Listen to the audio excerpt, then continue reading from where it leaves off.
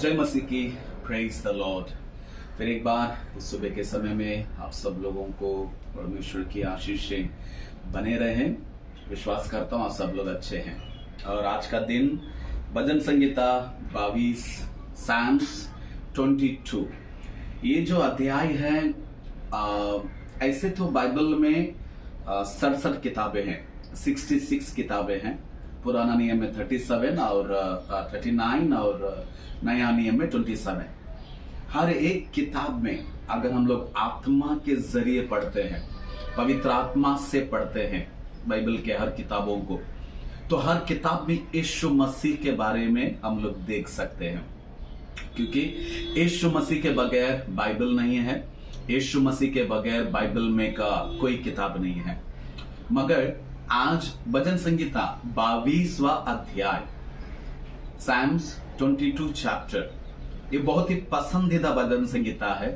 क्योंकि इस भजन संगीता में जिस तरह यीशु मसीह के बारे में लिखा गया है या भविष्यवाणी किया गया है, यीशु मसीह का पूरा 33.5 साल, खास रीति से वो जो 3.5 साल जो यीशु मसीह इस धरती के ऊपर जो तकलीफों को उठाया, और उसमें से भी यीशु मसीह जब क्रूस के ऊपर थे, वो जो समय जो क्रूस के ऊपर यीशु मसीह ने जो बिताया है, वो समय जो है, उस समय के बारे में, उस दर्द के बारे में ये भजन संगीता 22 में जो है वो लिखा गया है। इसीलिए इस एक भजन संगीता को मसीह का भजन संगीता भी बोला गया है। तेलुगु में सिलवा कीर्तना यानी क्रूस का भजन संगीता भी हम लोग बोल सकते हैं।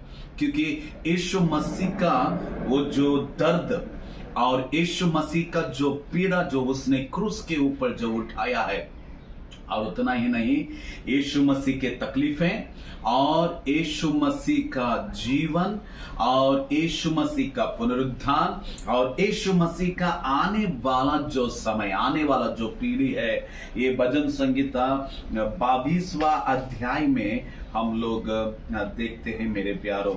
और इस भजन संगीता में लगभग हम देखते हैं 31 वचन है। आमीन। जी हाँ, भजन संगीता 22 में 31 वचन है। और इस भजन संगीता का जो पहला ही जो वचन है, पहला ही जो वचन जो लिखा गया है, वहां पे यीशु मसीह कहते हैं कि हे प्रभु तूने मुझे क्यों छोड़ दिया। मेरे प्यारो, अगर वहां पे अगर हम लोग दाऊद वहां पे लिख रहा है, और वो वचन जो है यीशु मसीह क्रूस के ऊपर जब दर्दों के, परेशानियों के, पीड़ाओं के बीच में थे, यीशु मसीह पिता को देखकर वहां पे वो प्रार्थना कर रहे हैं। कितना ही खूबसूरत ये भजन संगीता है जो तेरे मेरे उद्धारकर्ता के बारे में जो लिखा गया है। मेरे प्यारो, पहला वचन पढ़ूंगा और कुछ बातों को मैं आप लोगों के बीच में शेयर करूंगा, और उसके बाद में हम लोग प्रार्थना करेंगे।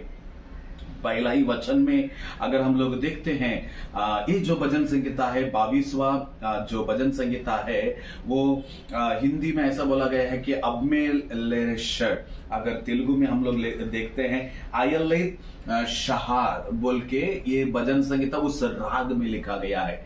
आयलेत शहार का मतलब है हिरन, है ना। उन दिनों में एक जो राग था बहुत ही फेमस था, और खास रीति से वो जो राग है दर्दों के बीच में इस्तेमाल किया गया हुआ एक राग था। पहला वचन देखेंगे हम लोग, हे मेरे परमेश्वर तूने मुझे क्यों छोड़ दिया, तू मेरी पुकार से और मेरी सहायता करने से क्यों दूर रहता है, मेरा उद्धार कहाँ है।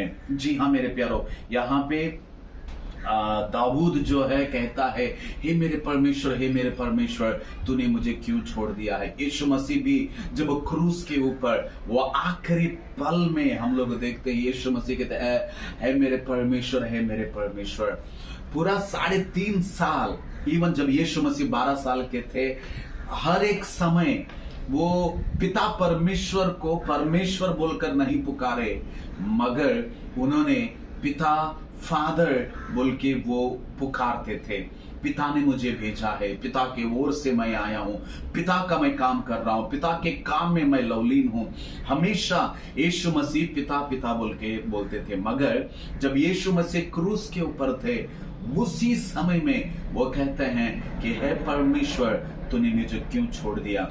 जी हाँ, आपका और मेरा पाप जब यीशु मसीह पर आए, यीशु मसीह के कंधों के ऊपर जब पूरा दुनिया का पाप, दुनिया का शराब जब यीशु मसीह के कंधों के ऊपर आए, यीशु मसीह पाप सहित नहीं था मगर वो पाप रहित था। इसका मतलब है वो पाप नहीं किया मगर तेरे मेरे पापों के वजह से वो पापी बन गया। और उस कारण पवित्र परमेश्वर जो पाप से नफरत करता है मगर पापी से नहीं, मगर वो पाप जब यीशु मसीह के ऊपर आया, पिता परमेश्वर उस यीशु मसीह से अलग हो गए, यीशु मसीह को पल भर के लिए छोड़ दिया, यीशु मसीह से पल भर से परे हो गए। इसीलिए यीशु मसीह कहते हैं हे परमेश्वर, हे परमेश्वर, क्योंकि वहां पे पुत्र और पिता का रिश्ते में अलगपन आ गया। किसके लिए? तेरे लिए, मेरे लिए, तुझे बचाने के लिए, मुझे बचाने के लिए, तुझे मुझे पिता के करीब लेके आने के लिए, आपको और मुझे पिता के नजदीक लेके आने के लिए। जो हकीकत में यीशु मसीह जो पिता का एकलौता पुत्र है, उस पल में वो अलग हो गए। पिता से अलग होना पड़ा यीशु को, ताकि हम जैसे लोगों को पिता के करीब लेके आने के लिए। जी हाँ मेरे प्यारो, ये भजन संगीता अगर आप पहला वचन पढ़ेंगे वहां पे यीशु मसीह के बारे में लिखा गया है, दूसरा वचन में यीशु मसीह का क्रूस के बारे में लिखा गया है, छठा वचन में लोगों से यीशु मसीह इनकार किया गया है वो हम लोग देखते हैं, आठवां वचन में याजक या वहां पे जो लोग खड़े थे महायाजक यीशु मसीह को देखकर मजाक उड़ा रहे हैं, वो आठवां वचन में देखते हैं। 10वां वचन में भी यीशु मसीह के बारे में, 14 वचन में भी जब यीशु मसीह के फसली को छेदा जाता है, उसके फसली से खून और पानी निकलता है, वो भी हम लोग 14 वचन में हम लोग देखते हैं। 18 वचन में यीशु मसीह के कपड़ों के लिए, जो वस्त्र के लिए जो चीटी डाला जाता है, वो हम लोग देख रहे हैं।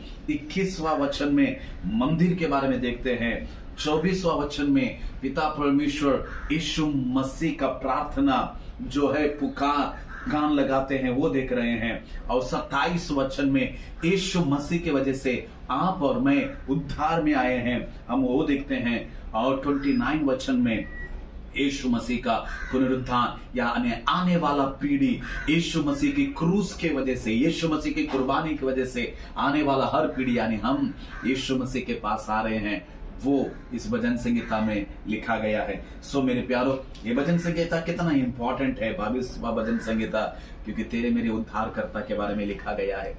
आइए यीशु मसीह के क्रूस के बारे में ध्यान करें, यीशु मसीह की उस कुर्बानी के बारे में ध्यान करें, उसके लहू के बारे में ध्यान करें, और पिता से जो अलग हुआ उस पल के बारे में याद करें, ताकि आपका और मेरा उद्धार हो जाए, आपका और मेरे पापों से हम आजाद हो जाए, आप और मैं पिता के नजदीक, पिता के पुत्र हो जाए, पुत्री हो जाए। इसीलिए यीशु मसीह पिता से अलग हो गए।